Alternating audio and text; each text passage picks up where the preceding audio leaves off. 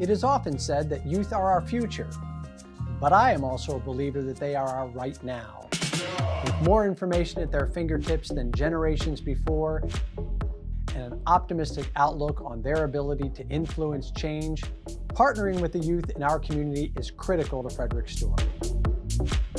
In collaboration with our Youth Advisory Council, we are talking about issues they have identified, issues they care about most deeply. Please join the conversation and listen. It takes our entire community to move forward and grow.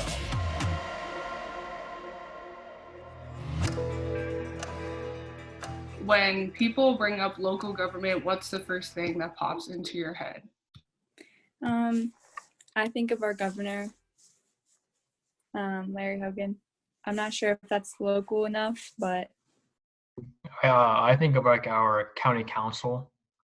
You could also like be the student member of the board and like Board of Education.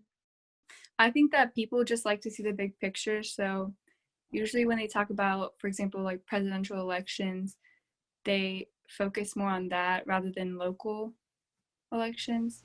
This is the first episode of Civics with the Mayor. Today we're going to be discussing local government and roles. My name is Julia Lin. I go to Walkersville High School and I am a junior, and here with me today is the mayor. So what are some ways that local government directly impacts the people? I think that local government is really the most important level of government. It's the place where our residents have the most opportunity to influence the things that affect their quality of life every day. It's local government makes decisions about parks or schools or local transportation, the kinds of things that our residents will have to deal with every day in their lives. So it's not that those other levels aren't important, but local government really does affect people where they live and work and play every day of their lives. I mean, who are in charge of those decisions? It really depends on the decision. One of the things when you get to local government, and it's one of the things that makes it complicated, is there are layers. There's city government. If you live in the city of Frederick, there's county government, there's state government. We have a Board of Education, which is elected also. And it's really important then that there's collaboration between these levels. Each one of those levels has their own responsibility, but the communication between them is really important, because I don't think the resident really cares whose decision it is when it comes to these quality of life issues. We'll get contacted in the city about things that aren't necessarily in our responsibility, but we still need to interact with our residents and help to direct them and refer them to the right place. Yeah, definitely. I mean, I think there are a lot of issues that people don't really think about when it comes to local government. For example, like waste management.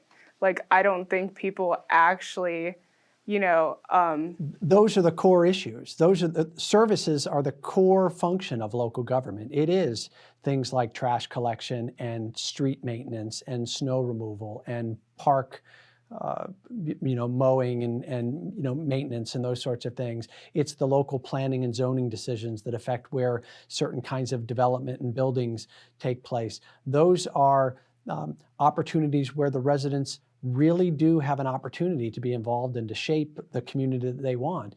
And that's local decision making at its sort of highest level. Especially during this whole COVID-19 thing, we see the importance of your local government and how much power they have. I think that our school, if they talk more about it, then people would pay more attention. Just people around us, like letting them know that there is a local government and there are things that they do that benefit all of us. So it's just, I guess, educating people and just letting them know the basics before we can get into more complicated things. So what are ways to increase awareness about the information and the news that is going on in this city? Yeah, I think this is in some respects, a constant challenge of how do we keep our residents engaged to the maximum ability that we can. I'm a big believer that we can never provide too much information, whether it's about meetings or things that we're doing, things as fundamental as a road closure, making sure that the community's aware of that, to a very significant decision like the process of hiring a police chief. We want to make sure that our community gets engaged at all those levels, and it becomes really important for us then to use all of the different tools that we've got available, from what we're doing here with the television productions, to our website, to social media, to more traditional media and holding briefings, our public meetings. The awareness and the engagement, we just have to make it easier for the public to engage with us by giving them as many options as we can. Yeah, we need more we need like more voices from our generation, because we're gonna be the leaders soon. It's just a matter of getting the opportunity to make your voice heard. Even though they're not always advertised or apparent, there's opportunities everywhere. Email a councilman, or the mayor, or the county executive. Like for me personally, I get all my information about the city from like Twitter or Instagram, and so I feel like that is a lot. That is a great way to reach the younger audience, but there's also like the older audience that we have to consider. And is there like a way to reach them instead? Well, I think I think you've hit upon different age groups interact in different ways. And for us to be as complete in providing awareness to the community as we can, we have to be working in all of those different realms. So we have to have robust social media. We have to do robust traditional media. We have to work with our contacts in the newspaper or television in the area to make sure that when we're doing something significant, we get that word out. There's no one path to reach everyone. So we're going to have to be as diversified as we can if we want to keep awareness high about what we're doing in the city. Mm-hmm. I know a lot of the news that is released, it's more like information based. And so if someone has like an opinion on whatever is being released, is there a way for them to interact with that like immediately so that they can have their voices heard?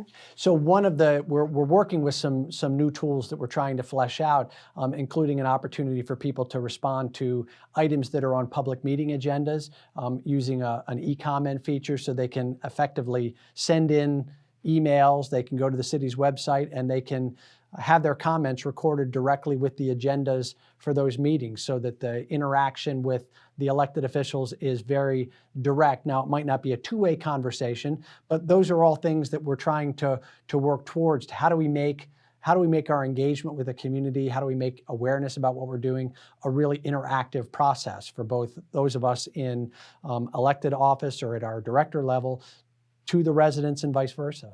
Mm-hmm. I think it's great that people have that option now to like directly interact with their local elected leaders. Is there like any more ways to have their voices heard, and how to make their voices more aware in local government? I think that the participation in our meetings, the attending, we know it's difficult from a timing standpoint. When our meetings take place may not work for everyone, so we're trying to create opportunities where people can interact effectively on their schedule, not just ours, and be able to take that in advance of decisions that we make. But certainly we welcome the public's participation in any of our public meetings. All of these boards and commissions that I mentioned, there's a public engagement opportunity to every one of those, the opportunity for the public to be heard on whatever topics are on those agendas. And so it's really important from the city's perspective that we're making sure that the public is aware that these meetings are taking place and that they know all of the tools that are available for them to reach out and interact with us. What's like the process for joining boards and commissions, and like is there like an age requirement? The Youth Advisory Council is probably the one that has an age requirement because we want to attract youth. But for most of the other boards and commission, there wouldn't be something like that. The city's website has a listing of all the boards and commissions. We're always in the process of looking for people who are interested in serving on different boards and commissions. When we specifically have a vacancy that is open, then we try and push that out through our various media resources in order to make sure that the community is aware. We're always looking to add new voices into the process. They run the spectrum. The boards and commissions, from the Planning Commission to the Historic Preservation Commission to Sustainability or Bicycle and Pedestrian Advisory Committee, Parks and Recreation, Public Art, it really is the expanse of what we're trying to accomplish as a local government. Most of our like elected officials, they've been living in this county for like 20 to 30 years, and so they know exactly what needs to happen. Whereas on the national stage, you're so far connected, it's maybe a congressman from the West Coast and a congressman from the East Coast, where you don't really need to be so friendly because you're never really going to be connected. Yeah, local government, I mean, all like the elected officials, they know their constituents and they know what they need, and they know who is struggling in the community and just like ways to help. And I know that the city has been great at providing resources for small businesses, and it's really a great way to attract economic growth and just like more business owners into Frederick to grow the population. And so I think that's really good.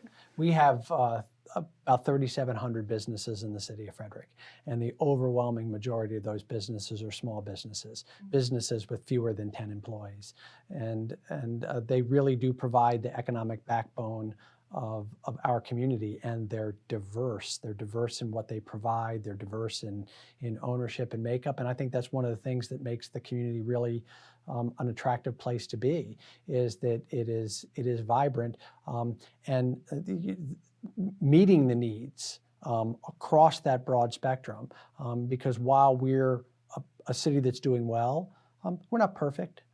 We have areas that we need to address. We have neighborhoods that feel disconnected. We have residents that don't necessarily have access to the services that they need. We have people who don't believe that their voice is being heard in quite the way that it needs to. And we have many competing interests that we have to try and reconcile and balance. And we're right here every day. So when we do something that the public likes or doesn't like, they can provide that feedback very quickly to us. And our job at that point is to be very responsive. Mm-hmm. And that brings us back to the point of accessibility of information and just how to find ways to allow people to voice their opinions and concerns. Mail-in balloting. How are we going to, are we going to keep having this really kind of widespread mail-in balloting in Frederick? Or are we going to, after seeing the problems that are happening in Pennsylvania, Arizona, you name it, are we going to reform our local election laws? So I think mail-in balloting, which we saw in the most recent presidential election, is an expansion of that, is something that's probably here to stay in some way or another.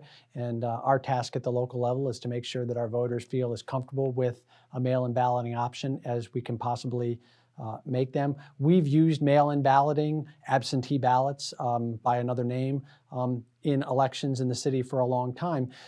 Without knowing how the current pandemic is going to resolve itself in 2021, which is an election year in the city of Frederick, we're probably going to have to look at some expansion of how we allow voters to participate in our process using a more robust mail-in balloting approach than we've used in previous elections.